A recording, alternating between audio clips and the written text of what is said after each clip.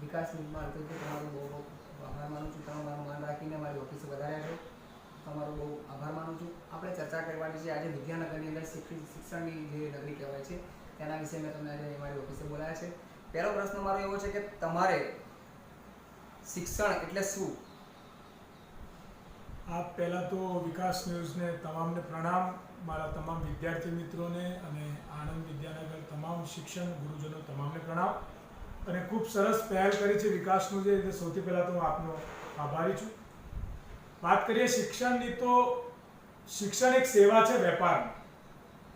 અને જે ભાઈ કાકા, ભીખા કાકા, એચ.એમ. પટેલ સાહેબ, સરદાર વલ્લભભાઈ પટેલ સાહેબ, જવાહરલાલ નહેરુ, મહાત્મા ગાંધી, બાબા સાહેબ આંબેડકર, યા જે મહાપુરુષોએ શિક્ષણની વ્યાખ્યા આપી છે. અને આ વિદ્યાનગરને તો જંગલમાંથી મંગલ કરીને કહેવાય છે કે એની જમીનો લોકો જોડેથી દાનમાં લઈ અહીંયા એક ડાકુ લૂંટારો તો એને પણ ભાઈ કાકાથી પ્રેરિત થઈ અને શિક્ષણ માટે પોતાની સેવામાં લાગી ગયો. પણ આજે શિક્ષણ ક્યાં ને ક્યાંક વેપાર બાજુ પરિવર્તન થઈ રહ્યું છે. ભાઈ કાકા કહેતા હતા કે મારા ચરોતરના, મારા ગામડાઓના, મારા ગુજરાતના, મારા દેશના ગરીબ વિદ્યાર્થીને શિક્ષણ આપી અને હું દેશનો પાયો મજબૂત કરું.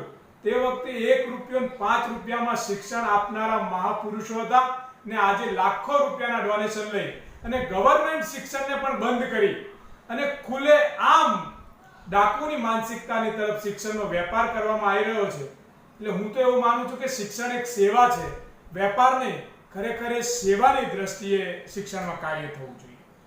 હવે અલ્પેશભાઈ, હું તમને બીજો પ્રશ્ન કરવા માંગીશ કે સિન્ડિકેટ મેમ્બર તમે છો એકચ્યુઅલી યુનિવર્સિટીના, એના વિશે શું કહેવાય? સિન્ડિકેટ એટલે મેમ્બર એટલે શું?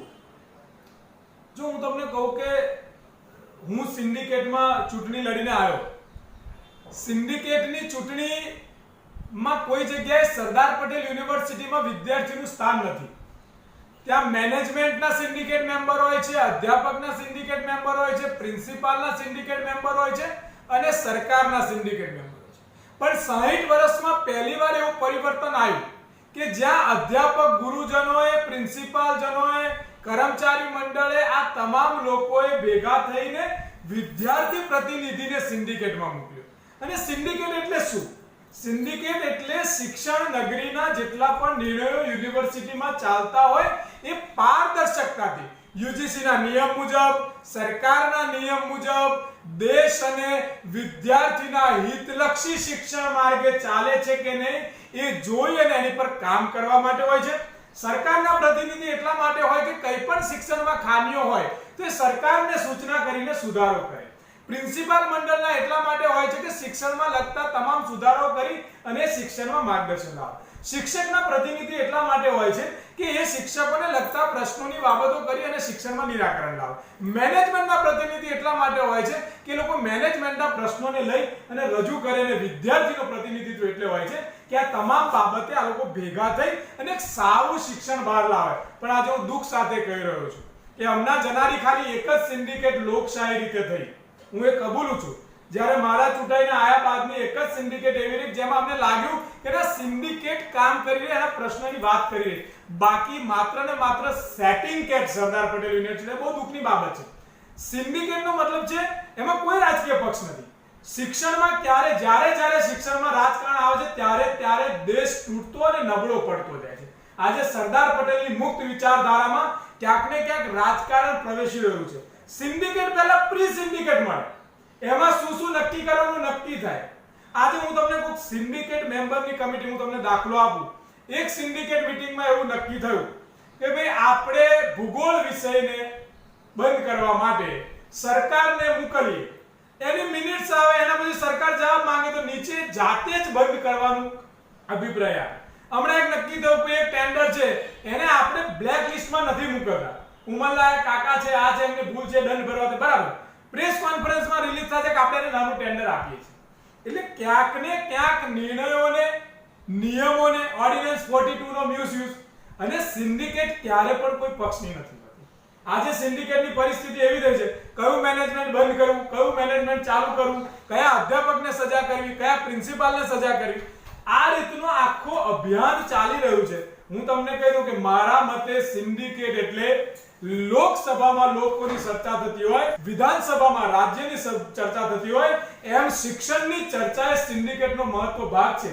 મારી આજ દિન સુધીની સિન્ડિકેટમાં મેં ના તો કોઈ કોલેજ બંધ કરવા માટેનો અભિપ્રાય આપ્યો છે, ના કોઈ શિક્ષકને સજા કરવાનો અભિપ્રાય આપ્યો છે, ના કોઈ વિદ્યાર્થીને સજા કરવાનો અભિપ્રાય આપ્યો છે, ના કોઈ કર્મચારીને છૂટા કરવાનો અભિપ્રાય આપ્યો છે, યા ના પછી મેં કોઈને કોઈ સજા. મેં એટલો જ અભિપ્રાય આપ્યો છે કે મનુષ્ય એ ભૂલને પાત્ર હોય છે, સિન્ડિકેટે એને સાંભળવો, એની સાથે વાત કરવી અને સમાધાનની પ્રક્રિયાથી શિક્ષણમાં સુધારો લાવો. આ મારા મતે સિન્ડિકેટ એટલે સમન્વય કરીને શિક્ષણ બાબતે ઉચ્ચ વિચારોથી બિન પોલિટિકલ કાર્ય કરવું, તો જ એને સિન્ડિકેટ કહેવાય. બાકી તો એની વ્યાખ્યા અત્યારે સેટિંગ કેટ તરીકે વર્તાય છે. ઓકે, તો હવે તમને ત્રીજો પ્રશ્ન એવો છે, તમે ભાગલા વિશે અને ટેન્ડર વિશે આક્ષેપ કર્યો છે, એના વિશે તમારે શું કહેવું છે? મેં આક્ષેપ બહુ સ્પષ્ટ કર્યા છે અને આજે હું આપના માધ્યમથી બહુ ખુલ્લા દિલે ચર્ચા કરું છું કે કુલપતિ શ્રી, રજિસ્ટ્રાર શ્રી, એ વિષયના આચાર્ય શ્રી અને આપણા અહીંના ખાતમાં તમામ મીડિયા સાથે એકવાર અગર કુલપતિ શ્રીને માંગતા હોય યા સરકારના પ્રતિનિધિ ખુલ્લે આમ આપણે ટેબલ પર ચર્ચા કરીએ. બિલકુલ, જો એ લોકો એવું કહેતા હોય કે મારા આક્ષેપ ખોટા છે, આપણે ચર્ચા કરીએ અને હું એમને પૂછું કે ભાઈ ભૂગોળ સબ્જેક્ટ તમે બંધ કયા આધારે કર્યો? પૂરેપૂરી સંખ્યા છે, એડમિશન પૂરેપૂરું થાય છે, તમે બંધ કરી દીધો. એક અધ્યાપકને પ્રિન્સિપાલની લડાઈમાં વિદ્યાર્થીઓના ભવિષ્યનું ખૂન કેમ? શું ભાઈ કાકા એચ.એમ. પટેલ, સરદાર વલ્લભભાઈ પટેલ જેવા મહાપુરુષે આ વિદ્યાધામ વિદ્યાનગરીમાં વિદ્યાર્થીઓના ભવિષ્યનું ખૂન કરવા માટે શિક્ષણ નગરીઓ બાંધી હતી? શું આ કરોડો રૂપિયાનું દાન લઈને દાનવીર દાતા હોય આ ભારતના ભવિષ્યમાં વિષયો બંધ કરીને શેર ફાઇનાન્સના અડ્ડા ખોલવા માટે એમને શિક્ષણ નગરી ઊભી કરી હતી? આજના આ લોકોને હું ખુલ્લી ચેલેન્જ કરું છું કે એમને જો કોઈ ટેન્ડરમાં ગોટાળો ના કર્યો હોય, એમને ભ્રષ્ટાચાર ના કર્યો હોય, હું એક નાના એમના જેટલો મને અનુભવ નથી તો બધા બહુ મોટા લોકો છે, પણ હું એક વિદ્યાર્થી તરીકે અંદર ગયો છું, સિન્ડિકેટ મેમ્બર, એમને વિનંતી કરું છું જાહેર મીડિયા સામે મારા તમામ મુદ્દામાં અમે બેસીને 3 કલાક પુરાવા સાથે ચર્ચા કરે અને હું જ્યારે ખોટો હોઈશ તો હું આપને આપની મીડિયા સામે અલ્પેશ પુરોહિત બાહેધરી આપે છે એટ એ ટાઈમ હું સિન્ડિકેટમાંથી રાજીનામું મૂકી અને જતો રહીશ. પણ જો એ ખોટા હોય તો એમને ખુરશી છોડવી પડશે, એનું પણ એ બાહેધરી આપે. આ મારી રજૂઆત છે અને એમાં હું 100% સાચો છું. એમને ખોટું કર્યું છે ને એમને ભ્રષ્ટાચાર કર્યો છે, એ મારી વાત ખોટી હોય તો એને સાબિત કરીને બતાવો. હવે તો હું તમને પૂછવા માંડી કે તમારા માટે દાતા એટલે શું? તમે બહુ સરસ પ્રશ્ન પૂછ્યો. દાતા એટલે લોકો ઘણી રીતે દાતા કરે છે, અમુક દાન બી કરે છે. દાતા મુદ્દો એટલે શું તમે કહેવા? જો હું તમને કહું, દાતા શબ્દ છે ને એ ભગવાનની તોલે છે. અને આ મને ખબર છે કે મેં બીજી સિન્ડિકેટમાં મુદ્દો ઉઠાવ્યો ત્યારે તમે મને પૂછ્યું હતું દાતા એટલે તમારા મતે શું? તમે ફરી પૂછ્યું કે દાતાનો મતલબ બહુ સ્પષ્ટ છે. આ એકદમ જંગલ હતું. ભાઈ કાકા, પીકા કાકા એવા મહાપુરુષો એના ખેડૂતો જોડે વાત કરી, જંગલમાં મંગલ કર્યું, ડાકુઓને સુધાર્યા અને આખી શિક્ષણ ઊભી કરી. દાતા એટલે એ એટલો મોટો શબ્દ છે જેની કોઈ તુલના નથી.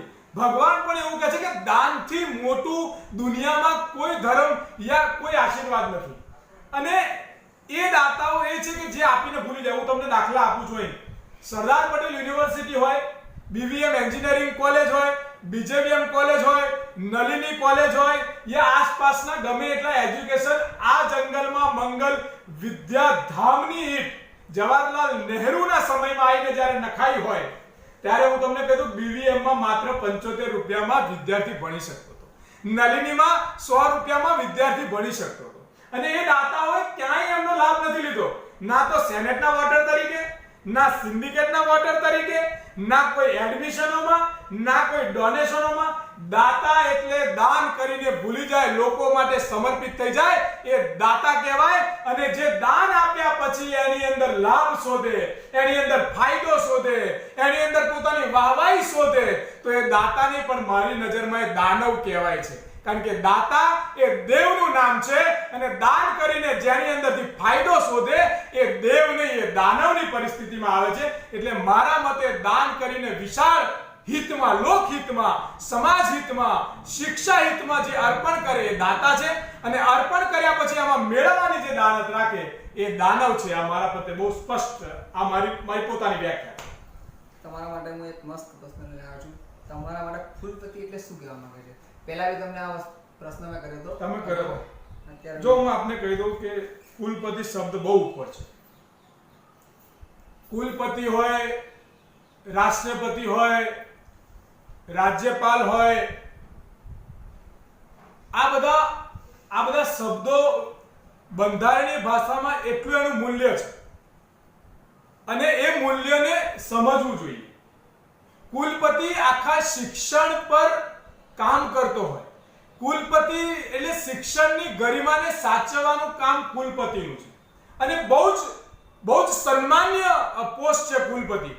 અત્યારે તો ઠીક છે, હવે રાજકારણમાં આ બધી પોસ્ટો વેચાતી હોય છે, પણ ખરેખર કુલપતિ એટલે એનું એક વિશાળ માર્ગદર્શન હોવું જોઈએ, એનું એક વિશાળ વિઝન હોવું જોઈએ, એનામાં સાંભળવાની વિશાળ તાકાત હોવી જોઈએ, લોકોને ક્ષમા કરવાની વિશાળ તાકાત હોવી જોઈએ, બધાને સાથે લઈને સારું પરિવર્તન સમાજમાં કરે, શિક્ષણમાં કરે, એ મારા મતે કુલપતિ છે.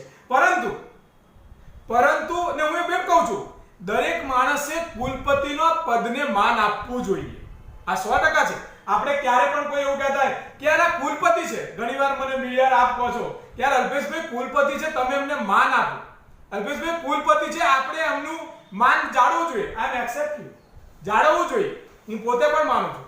પણ શું એ પદ પર બેઠેલા, એ ગાદી પર બેઠેલા, એ સીટ પર બેઠેલા માણસને પણ એ પદનું, એ ગરિમાનું ભાન ના હોવું જોઈએ?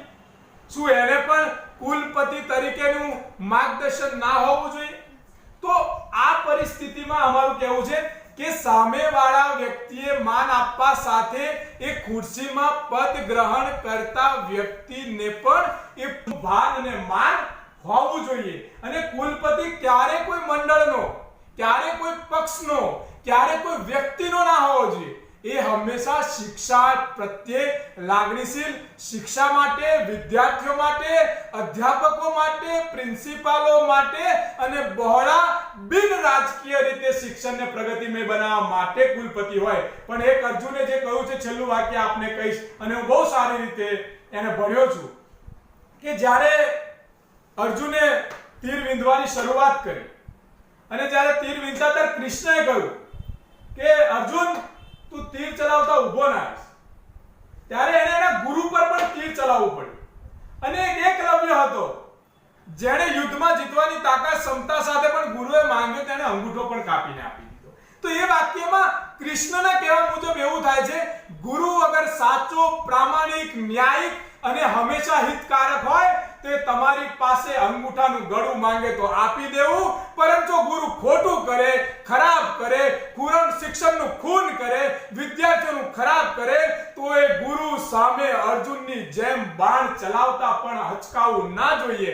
આ મંત્ર સાથે જ અમે આગળ વધીએ છીએ. એટલે કુલપતિ એ ખૂબ જ પદદાયક અને મોટું નામ છે.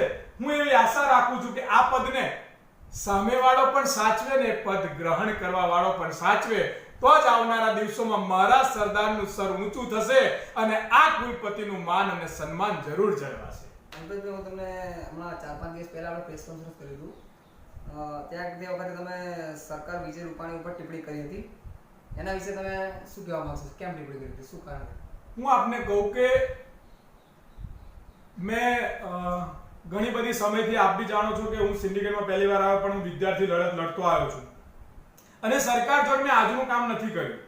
ધારો કે સાયલેન્ટ ઝોન સ્થાપવાનો હતો, એ લડત મારી હતી. અમારી સર્વ ટીમે લડ્યા. સિટી બસ ચાલુ કરાવવાની હોય, 39 કોલેજની લડાઈ હોય, આજે ખેડા આણંદની કોલેજો અહીંયા જોડવાની વાત હોય, શહીદ ચોક બનાવવાની વાત હોય, બ્લડ બેંક શરૂ કરવાની વાત હોય, આવા ઘણા બધા પ્રોગ્રામો સરકાર સાથે લડી, ટોલ ટેક્સ માફ કરાવો તે આનંદીબેનની સરકારમાં લડવાનું હોય. પણ ઘણા બધા કુલપતિ બીજી પટેલ ગયા, હરીશ પાડ સાહેબ ગયા, ઘણા બધા કુલપતિ સાથે પણ મેં કામ કર્યું છે, એમને મળ્યો છું, મેં જોયું છે. સરકારનો રોલ સંવિધાન, યુજીસી, સરકારની શિક્ષણની નીતિઓ, યુનિવર્સિટી હેન્ડબુકના જે નિયમો છે એને લઈને ચાલવાનું હોય. પણ ક્યાંક છેલ્લી એક ટર્મ આગળ આનંદીબેન વખતે થોડા 6-1 મહિનાની ટર્મ હોય કે અત્યારે વિજય રૂપાણી સરકાર આવ્યો, ક્યાં ને ક્યાંક સ્વિમિંગ પુલનો કોન્ટ્રાક્ટ હોય, યા ક્યાં ને ક્યાંક સિક્યુરિટીનો કોન્ટ્રાક્ટ હોય, ક્યાં ને ક્યાંક લિફ્ટનો કોન્ટ્રાક્ટ હોય, ક્યાં ને ક્યાંક આ સપ્લિમેન્ટરીનો કોન્ટ્રાક્ટ હોય, ક્યાં ને ક્યાંક બિલ્ડિંગનો કોન્ટ્રાક્ટ હોય, તો આ તમામ કોન્ટ્રાક્ટોમાં ક્યાંક ને ક્યાંક સરકાર ભરતીનું ભૂત હોય, કોઈની ભરતી ગેરકાયદેસર કરી દેવી હોય. ધારો કે હું એવું માનું છું કે આ જિલ્લામાં 4 પ્રિન્સિપાલની ભરતીઓ પણ ખોટી થઈ છે, તો એ બી ભરતી કરવાનું હોય, અને આ ખોટું કર્યા પછી સરકારના આશીર્વાદ સીધે સીધા આ બાબતમાં હોય છે. એટલે મેં કહ્યું ડાયરેક્ટ તમે વાત કરો તો કુલપતિ હોય યા રજિસ્ટ્રાર હોય યા કોઈ સિન્ડિકેટ હોય યા કોઈ પણ હોય તો ડાયરેક્ટ વાત કરે. મુખ્યમંત્રી મારા ઓળખીતા છે, શિક્ષણ મંત્રી મારા ઓળખીતા છે, વડાપ્રધાન મારા ઓળખીતા છે, અમિત શાહ મારા ઓળખીતા છે. આવી બધી વાતો પણ ક્યાંક ને ક્યાંક થતી હોય. તો અગર આ બધા ઓળખીતા છે, આ બધા જાણે જ છે, અને આ બધાના જાણવાથી જ ભ્રષ્ટાચાર થતો હોય, તો મેં બહુ સ્પષ્ટ ટિપ્પણી કરી હતી. અને ઘણીવાર એવું પણ કહેવાના આવે છે કે અમારો પારિવારિક સંબંધ છે, એટલા માટે મેં બહુ સ્પષ્ટ આની અંદર ટિપ્પણી મારી એટલી જ હતી કે અગર આ બધા જાણતા હોય ને આ બધાનો હાથ અંદર હોય, તો મને એવું લાગે છે કે વિજય રૂપાણી સુધી સીધો હપ્તો પહોંચતો હશે, ને હપ્તાના કારણે જ સરકાર જોડે મળી. મેં તમને હમણાં કીધું ભૂપેન્દ્રસિંહ ચુડાસમા શિક્ષણ મંત્રી, અને અહીંયા કહીને ગયા પરીક્ષા ફી માફ કરી, લોકોએ તાળીઓ પાડી, પણ હજુ પરીક્ષા ફીમાં કોઈ ફરક નથી. આપણા વાઇસ ચાન્સેલર સાહેબે ઘણી બધી વાતો કરી વિદ્યાર્થી વિશે. એટલે ક્યાંક ને ક્યાંક બે નીતિ છે. એક બાજુ કોલેજોને બંધ કરવા માટે, નોટિસો ફટકારવા માટે પત્રાવાળી કોલેજ છે, બારી નથી કોલેજમાં, આવી બધી ટિપ્પણીઓ કરીને, અને બીજી બાજુ સરકારની કોલેજ સ્કૂલમાં ચાલે છે, શિક્ષકોના ઠેકાણા નથી, બીએડમાં ભરતી નથી, પૂરેપૂરા પગાર મળતા નથી. અને આ બધી બાબતની અંદર તમે જો હમણાં સફાઈ કામદારોના ટેન્ડરમાં બબાલ, તો ક્યાંક ને ક્યાંક આ લોકોના કહેવા મુજબ જ મને એવું લાગ્યું કે સરકારનો આ બધામાં સીધો હિસ્સો છે. એટલે મેં તમને સ્પષ્ટ કહ્યું કે વિજય રૂપાણી સાહેબ એમના ધર્મપત્નીને એમને ખુશ કરવા માટે કદાચ વધારે પૈસાની જરૂર પડે, ગુજરાતમાંથી ઓછા પૈસા આવતા છે, હવે યુનિવર્સિટીમાં લૂંટો, તો ત્યાંય કદાચ એમનો ભાગ અને એમનો હિસ્સો છે. એટલા માટે મેં ટિપ્પણી કરી હતી, આજે પણ કરું છું. જ્યાં સુધી સરકાર આવા લૂંટારાઓને આવી લૂંટ સામે જાગૃત નહીં થાય, તો એમાં સ્પષ્ટપણે એવું દેખાશે કે આમાં સરકારનો હાથ છે અને છે. હું તમને અમારા વિશે, પત્રકાર વિશે જે તમને પૂછવા માંગીશ, પત્રકાર વિશે તમે શું કહેવા માંગશો? મને ખબર છે કે આપણા પત્રકારની ચોથી જાગીર હોય છે, હા. પત્રકાર બધાનું આ સવાલ પ્રેસ કોન્ફરન્સમાં પણ થયો હતો. હું એક બહુ નિષ્પક્ષ વાત કરીશ. આપ બી પત્રકાર છો અને મારા દિલમાં એવું કોઈ પાપ નથી. એકવાર મેં આવું ટિપ્પણી કરી હતી, ત્યારે અમારા કુલપતિ સાહેબે પણ એક પત્રકારને કહ્યું હતું જો અલ્પેશ આવું બોલે છે. બહુ સ્પષ્ટ કહું, પત્રકાર જે છે એ આ લોકતંત્ર એનો એક સ્તંભ છે. પત્રકાર કોઈ નાની બાબત નથી. હું આપને કહું કે એક પત્રકારનું મેં હમણાં વચ્ચે વાંચ્યું તો ઇન્ટરવ્યુ, ઇન્દિરા ગાંધીજીના સરકારના સમયમાં એમને બહુ સરસ કહ્યું હતું કે मैडम अगर हमारी कलम की ताकत सरकार के साथ चली जाएगी तो मैं समझता हूं इस देश में लोकतंत्र का खून हो जाएगा और लोकतंत्र नष्ट हो जाएगा, और लोकतंत्र नष्ट हो जाएगा तो हम ना चाहते हैं कि यहाँ किसी लोगों की लोकशाही बात सुनी जाएगी. तो मीडिया બહુ મોટી વાત છે, અને જ્યારે મીડિયા ચાહે છે ત્યારે સરકારનો ને દેશનો તખ્તો પલટી શકે છે. એટલે મીડિયામાં હું એ લોકોને પત્રકાર માનું છું જે ના વેચાય છે, ના ડરે છે, ના ગુમરાહ થાય છે, કે ના ખોટા માર્ગદર્શનથી દોરાય છે. આજે હું દુઃખ સાથે કહી શકું, કોઈ પત્રકાર મને એવું કે હું તો ભાજપમાં માનું છું, કોઈ પત્રકાર એવું કે હું કોંગ્રેસમાં માનું છું, કોઈ એવું કે મારથી નહીં લખાય, અમને તો યાર આ ભલામણથી નોકરી મળી છે, કોઈ એવું કે ના યાર અમને તો જાહેરાત મળી છે, હું મેટર નહીં છાપી શકું. તો હું એવું માનું છું કે પત્રકાર નથી. હું પત્રકાર એને માનું છું જે સત્યતા માટે નિડરતાથી લડી અને સત્યતા બહાર લાવી લોકતંત્રને જીવિત રાખવાનો પાયો જે ઊભો રાખે એને હું પત્રકાર છું, અને એનો સેલ્યુટ પણ કરું છું. અને આ એકલી વ્યાખ્યા હું પત્રકાર માટે નથી કહેતો, આ વ્યાખ્યા હું નેતાઓ માટે પણ કહેતો રહું છું કે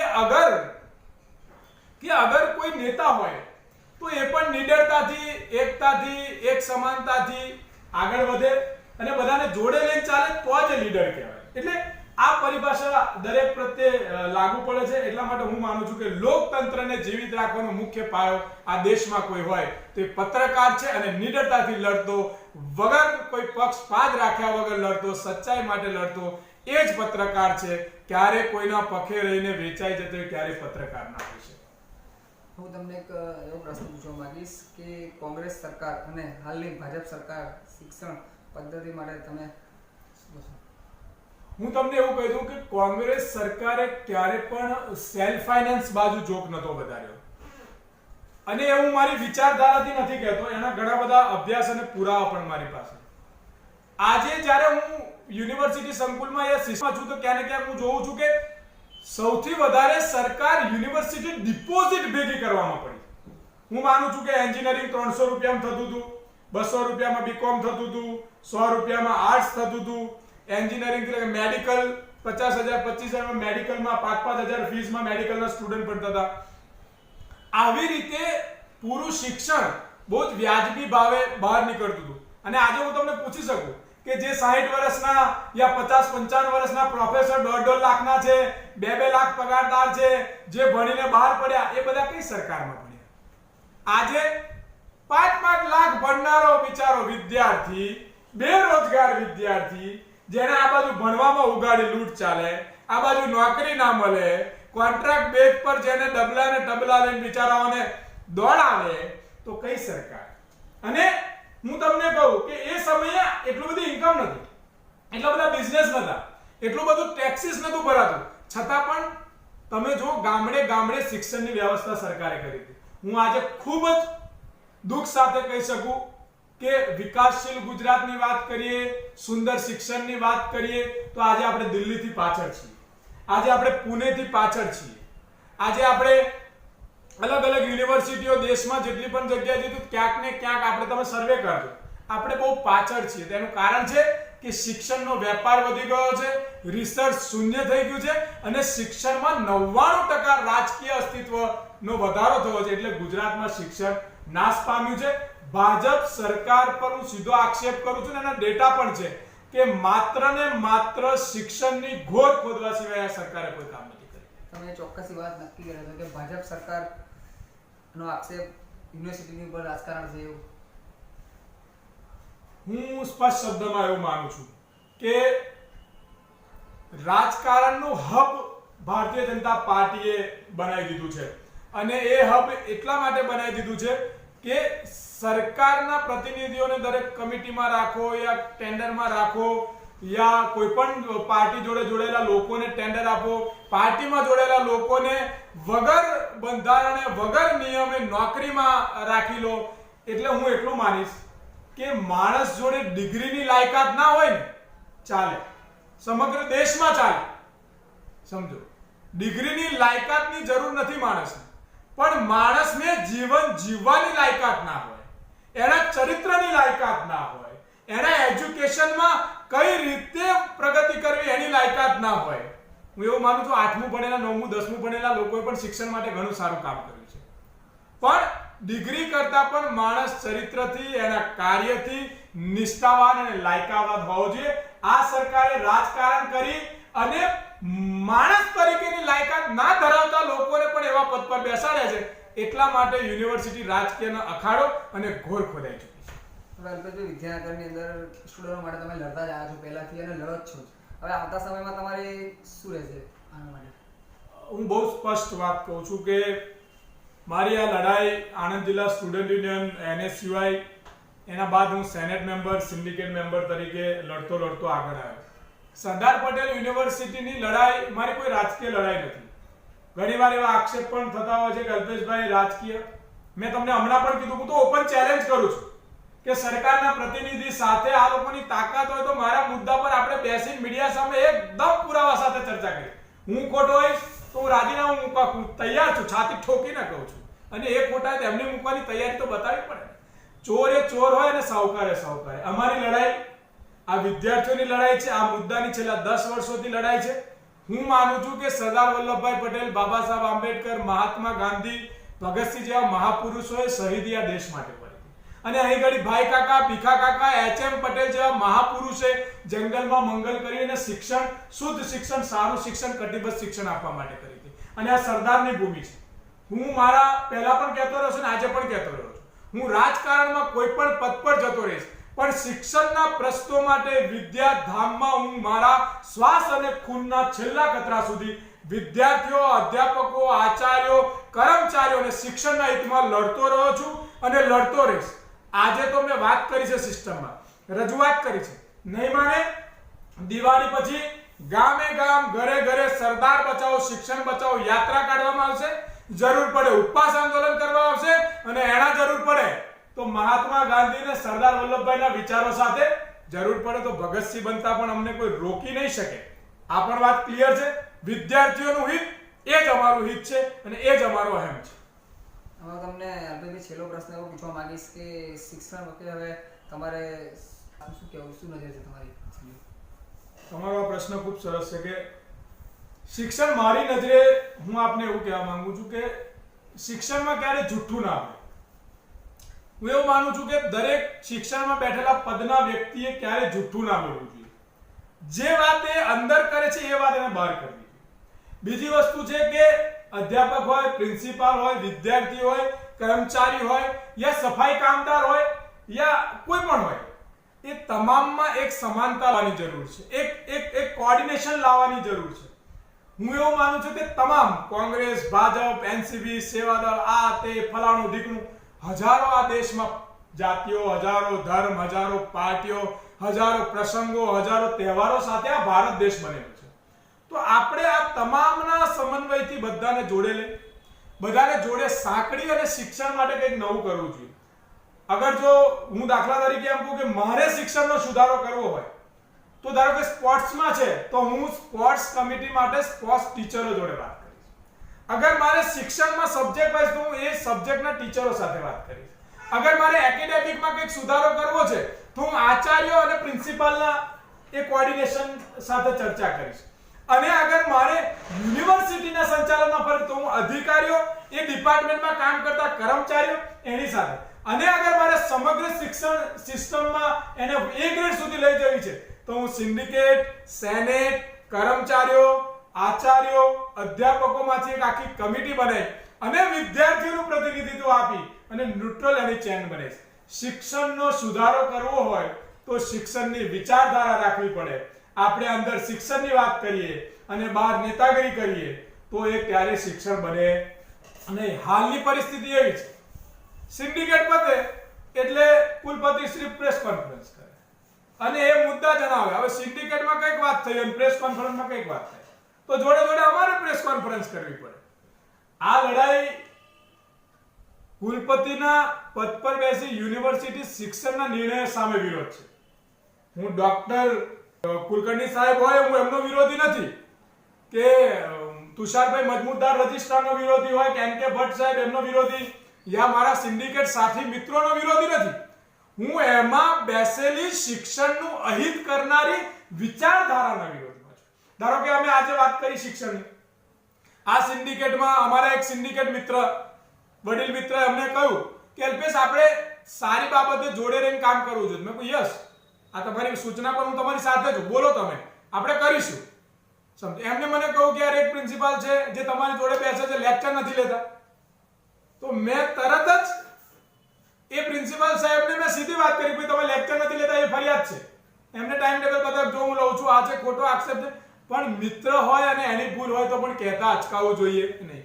મેં એમને ફરિયાદ કરી કે એક પ્રિન્સિપાલ 10 વર્ષથી જતો જ નથી કોલેજ, ભાઈ લેક્ચર જ નથી લેતો, પણ મને નથી લાગતું કે એમને કહ્યું હશે. એટલે પારદર્શકતા ત્યારે આવે શિક્ષણને સાથે મળીને વિચારધારા સાથે. ધારો કે અમારી આ સિન્ડિકેટમાં બહુ ઓપન ચર્ચા અને આવી ચર્ચાઓ થવી જોઈએ. આવી ચર્ચાઓ સાથે સાથે ઘણા બધા લોકોની, હું અમારી સરદાર પટેલ યુનિવર્સિટી સિન્ડિકેટમાં કુવાના દેડકા જેવી ઘણીવાર હું કહું છું, તલાવના દેડકા છે, કુવાના દેડકા. એનું કારણ છે આ બધાએ ગુજરાત યુનિવર્સિટીમાં, એમએસ યુનિવર્સિટીમાં તથા આ બાજુ સાઉથ ગુજરાત યુનિવર્સિટીમાં, ઉત્તર ગુજરાત યુનિવર્સિટીમાં આ બધા લઈ જવા જોઈએ 10-10 દિવસે. અને હું કહું કદાચ યુનિવર્સિટી જોડે પૈસા ન હોય, ખાલી કાજુ બદામ ના હોય તો હું મારા ખર્ચે લઈ જાઉં. ત્યાં આગળ હું આપને વાત કહું, 2-2 દિવસ સેનેટ ચાલે, 2-2 દિવસ સિન્ડિકેટ ચાલે, ગંભીર ચર્ચાઓ થાય એક મુદ્દા પર અને ચર્ચાઓના આધીન કોઈ કોંગ્રેસ ભાજપ બિલકુલ ન્યુટ્રલ. ક્યારેક તો કોંગ્રેસ ભાજપ બધા એક થઈ જાય અને વીસી સામે મોરચો માંડે, ક્યારેક વીસી બધા એક થઈ જાય આ બાજુ બીજા સામે, શિક્ષણમાં ક્યારેય મતભેદ ના હોવો જોઈએ. અગર હું શિક્ષણને નજરે જોઉં છું તો હું એવું માનું છું કે આપણે સમગ્ર શિક્ષણ, આપણે અગર શિક્ષણને જોઈએ છે તો હું એવું માનું છું કે સમગ્ર શિક્ષણના તમામ નાગરિકોને આપણે સાથે લઈ અને પારદર્શકતાથી, કોઈ કોંગ્રેસ નહીં, કોઈ ભાજપ, મેં તો હમણાં રજૂઆત કરી કે આપણે કાજુ બદામ પિસ્તાનો ખર્ચો બંધ કરી દઈએ, આપણે ટીએડીએ બંધ કરી દઈએ, આપણે દરેક કમિટીમાં મને પણ નહીં મૂકવાનો, ભાજપના પણ કોઈ નહીં મૂકવાનો, જે પ્રિન્સિપાલ હોય, અધ્યાપક હોય, જે પ્રોફેસર હોય, જે ચૂંટાઈને આવ્યા છે એમને મૂકો. હું તમને વાત કહું, આ સિન્ડિકેટમાં એટલી ચર્ચા થઈ કે આપણે અધ્યાપકોનો વિરોધ થયો, આ થયો. હું એટલું જ કહું છું કે શિક્ષણને હું મારી નજરે એ રીતે જોઉં છું કે શિક્ષણમાં દરેક વ્યક્તિનો સરખો ભાગ હોય છે. વાલી, વિદ્યાર્થી, અધ્યાપક, પ્રિન્સિપાલ થી લઈને તમામને આપણે એક સાથે લઈને ચાલીએ અને સરદાર વલ્લભભાઈ પટેલ, ભાઈ કાકા, એચ.એમ. પટેલ, ભીખા કાકાના સપનાને આપણે પૂરું કરીએ અને વિદ્યાધામને, વેપારને